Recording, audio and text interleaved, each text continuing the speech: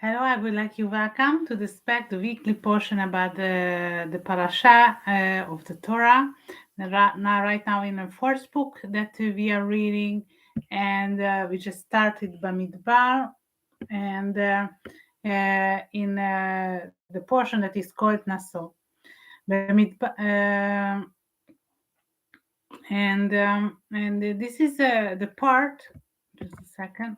This is the part that when we are mentioning about after the Jewish people left Egypt, that we are spending time in the desert, is 40 years, and they're going through stages, 42 stages. Okay, so this is not like stations as I don't know, train stations or transition stations, but this is for spiritual development. The stations are called, okay, um, and and in this portion, basically, it is about the building of the Mishkan, the tabernacle. And already in that stage, that the Jews, after they left Egypt, okay, returned back. They were living in this tribal system. Okay, so that is coming in very important because we have this the 12 tribes, the sons of Jacob, and the reason that they have even like getting married inside the tribe, right? So they and most of the time they weren't marrying other people from different tribes. Okay, so so it was something came in that point of the life in Judaism. It is very important that which tribe you are into.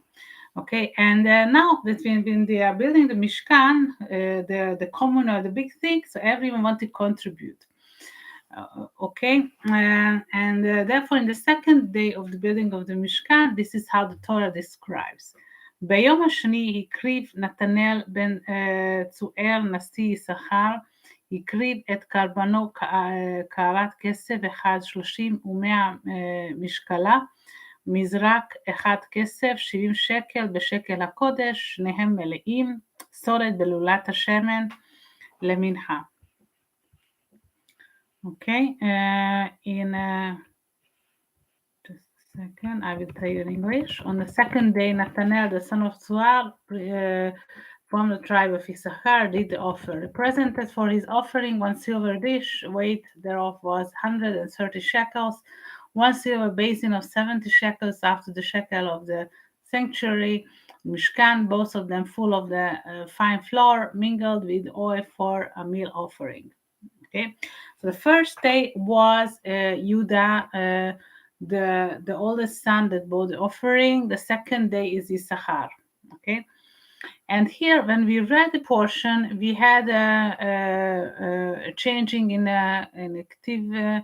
In the written form, like Ikriv offered, and we find it without a yud. So hey kuf reish bet. Okay, so we don't have a yud here. Okay, the value, value of the yud is 10. Okay, that's like the 10 commandments. And this is we're reading around all the time around the period of the Matan Torah, when the Torah was given.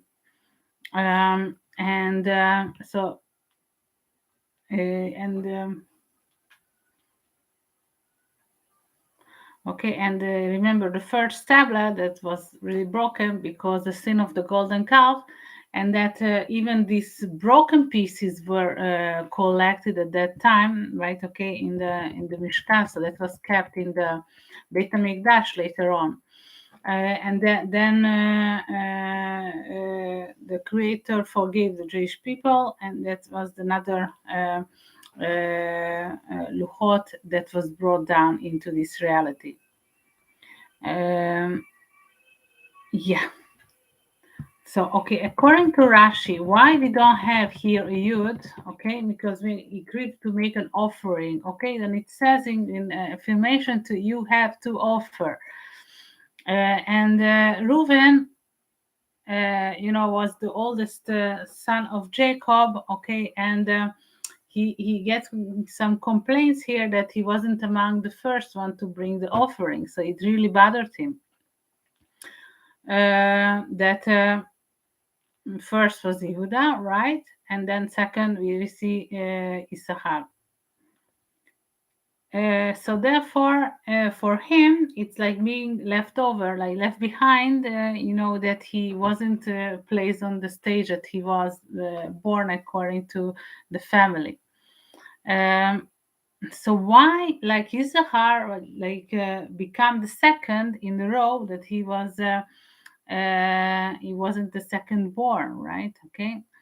The reason that it stands here, that Issachar, getting a reward to bring on the second day the offering, especially because he was a Torah studier. He was all his life he was studying the Torah, and even later on, when we know that many Torah scholars came out of the tribe of Issachar. Even in the Sanhedrin, we had many wise people from that tribe. Sanhedrin was the legacy course of the Jewish people.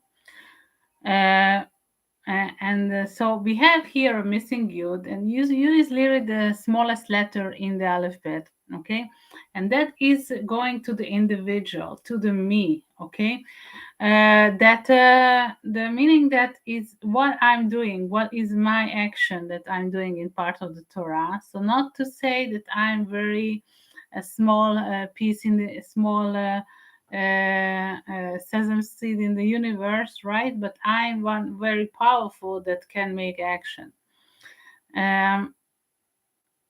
Okay, so if we are looking ourselves, okay, who we were like last year, considering this year, so become an improved, a better version, hopefully, of ourselves. So if we are working about it, so each year we are going higher and higher. Okay, so we have to take a look back into ourselves. Okay, what was our improvement in considering from last year? Okay, so this is saying, putting down ourselves, it is not the proper value. This is what is hinting us over here, but to be proud of our development. Okay, even if we had a small development, this is what we took. Okay, if we had a bigger development, this is how big effort that we placed. Okay, so most people are not granting themselves as much as they need. There are some people that are granting much more than they have to. Okay, so this is another case. Okay, I'm talking about those kind of people.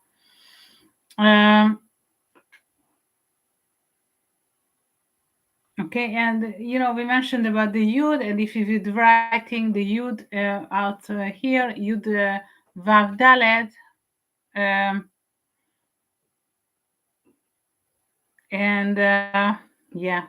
Around this period of time, we have Yud like Israel Baal Shem Tov, we had the Yortzeit, and Vav, Ve meaning and, Daled like King David. Okay, so we recently had the Yortzeit in the month of Sivan of these great individuals. So the tzaddikim, those people that they choose when they are leaving this world, because after with this energy, if even with that, when they are elevating to the another level, they are giving us the power that we can connect to them even with those kind of energies. So I wish you to elevate with those high power of King David and Baal Shem Tov, and to another level. So next year you could be saying much more things that for your development than you were, if you can be more proud of yourself. Okay, so I'm wishing you that, and